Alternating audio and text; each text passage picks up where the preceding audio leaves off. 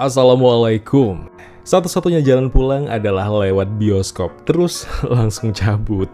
Film ini tuh ibarat naik mobil travel yang gaspol dari awal, tapi supirnya lupa arah dan GPS-nya mati di tengah jalan. Kita penonton cuma bisa duduk, berharap nyampe selamat, dan pas credits roll rasanya kayak, loh udah, gini doang. Zero Point, sosok dibalik thread-thread gilanya, datang dengan debut sebagai sutradara. Namun sepertinya balik nulis lagi, lebih baik kok Intanku sayang.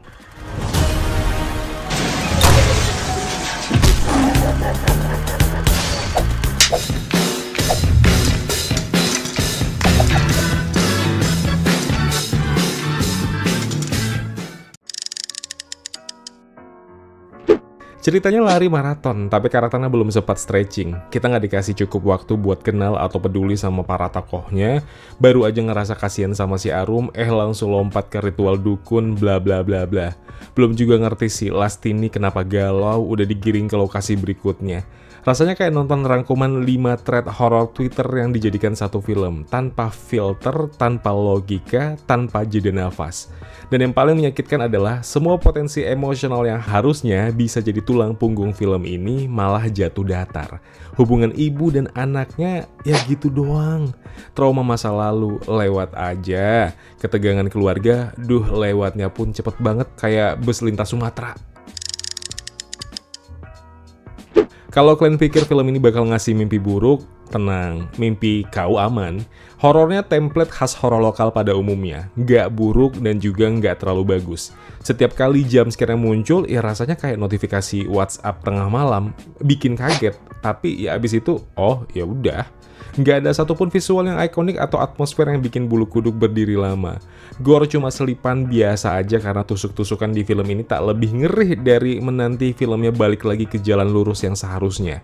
Semua elemen mistis di film ini lebih kerasa kayak dekorasi warung ketimbang elemen cerita yang berakar kuat.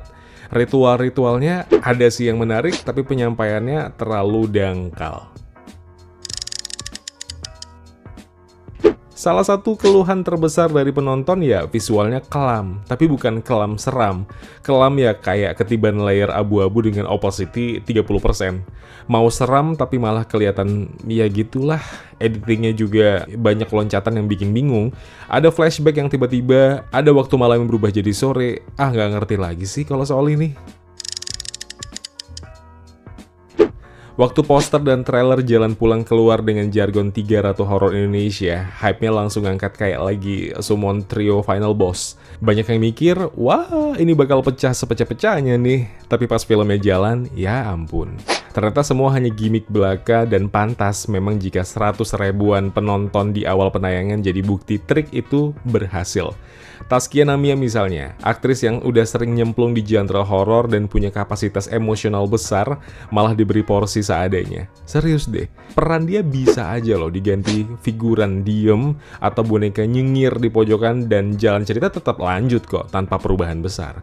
Luna Maya memang jadi motor utama film ini, tapi kalau mau jual konsep 3 ratu horor, ya kasih panggung kek yang layak buat mereka bertiga, ya bukan jadi trio dekorasi. Dan disinilah malah yang jadi potensi debat terbuka lebar. Kubu pro mungkin akan bilang, tapi mereka tetap tampil kok, mereka bertiga kan ada di film itu.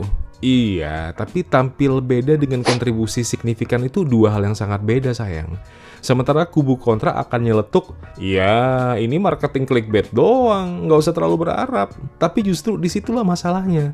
Kenapa harus gembar-gembor 3 ratu horor kalau kenyataannya penulisan karakternya nggak dikasih tulang? Ini bukan soal talentnya, karena jelas kemampuan akting mereka mumpuni kok.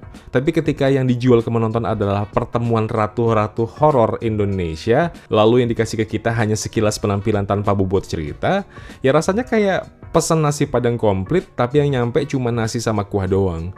Yang jual lagi asam lambung, sampai bingung nggak ngasih lauk. Dan kalau masih ada yang nanya, lah mau gimana lagi bang? Mungkin emang porsinya segitu biar fokus ke cerita, jawabannya, ya udah, tapi jangan jual mereka sebagai highlight utama lah. Karena ketika orang ngelihat 3 ratu horor Indonesia dalam satu film, pasti ekspektasi orang akan tinggi, nyet. Ya?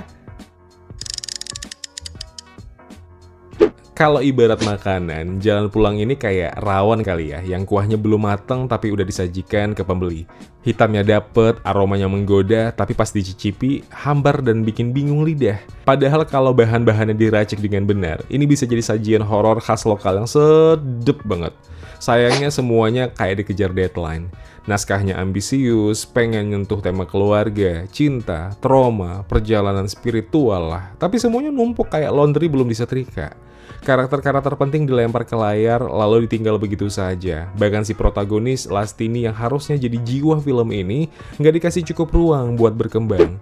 Kita tahu dia berjuang buat anaknya, tapi kenapa dan gimana perjuangannya bisa sampai segitu ekstrim? Nggak dijelasin dengan emosional, ya cuma ditampilin seadanya. Beberapa plot point juga muncul kayak magic trick. Tiba-tiba suka sama karakter lain, tiba-tiba ada konflik batin, tiba-tiba bisa ritual. Semua terjadi tanpa transisi yang mulus. Bahkan build up-nya yang penting buat klimaks pun kayak di skip. Diganti dengan montage yang bikin penonton nggak punya waktu buat ngerasa. Emosi tuh dilempar, tapi nggak dikasih alasan kenapa kita harus peduli soal itu. Jalan Pulang itu kelihatan pengen banyak ngomong, tapi kayak orang grogi terlalu semangat. Semua idenya dikeluarin sekaligus tanpa mikir mana yang harus ditahan dulu dan mana yang harus ditonjolin. Akhirnya ya jadi berisik, tapi nggak ada satupun yang benar-benar nyantol di kepala. Jangan sampai salah Jalan Pulang. Film horor Indonesia akhir-akhir ini tuh udah makin bagus dan berani eksperimen. Tapi Jalan Pulang sayangnya bukan salah satunya. Walaupun ada niatan buat bikin horor spiritual yang berbeda, hasil akhirnya malah kayak ziarah dadakan. Buru-buru, nggak siap, pulangnya bingung kenapa berangkat. Kalau boleh saran, buat tim produksi, buat rumah produksi, jangan cuma ngandelin gimmick. Kasih napas buat ceritanya, kasih ruang buat karakternya tumbuh, dan jangan buru-buru juga mau serem kalau pondasinya aja belum kuat. Silahkan like video ini kalau kalian suka, silahkan dislike kalau menurut kalian berbeda sekali dengan apa yang kusampaikan tadi. Ya, share pendapat kalian di kolom komentar biar kita bisa tahu dong seperti apa isi kepala kalian menilai film Jalan Pulang ini. Jangan lupa juga untuk ajak teman-teman kalian untuk subscribe channel Kawan Review biar banyak lagi yang kenal, banyak lagi yang sayang, banyak lagi yang dukung channel review film ini. Kalau begitu aku Zain pamit undur diri, kita ketemu lagi di video berikutnya. Wassalamualaikum.